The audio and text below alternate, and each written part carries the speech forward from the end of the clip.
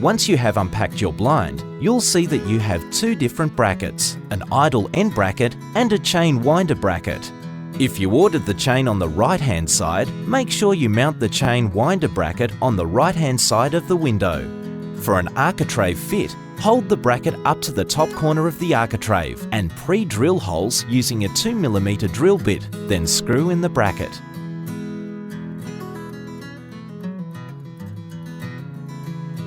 For an inside mount, simply pre-drill into the top of the window frame and then screw on the bracket.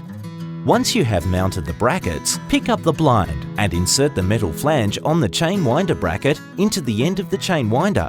You will notice there is a section of the chain winder that covers the chain. It is very important that this cover is at the top when the blind is fitted, otherwise it will be very noisy and hard to use.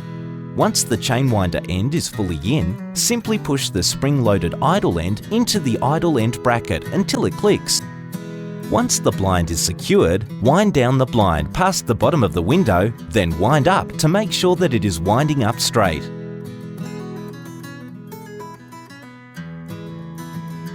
Once you are happy with your blind, wind it down again to where you want the blind to stop, and with a pair of pliers, squash the small metal chain stops onto the chain as high as possible.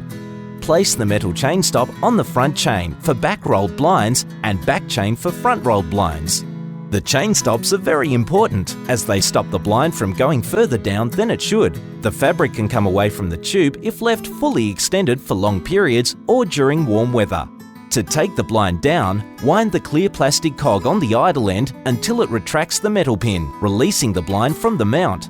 When measuring your blind, it is better to be 2mm short rather than 0.5mm too big, as you can wind the cog at the idle end to extend it out by up to 7mm. The final step is attaching the child safety as shown.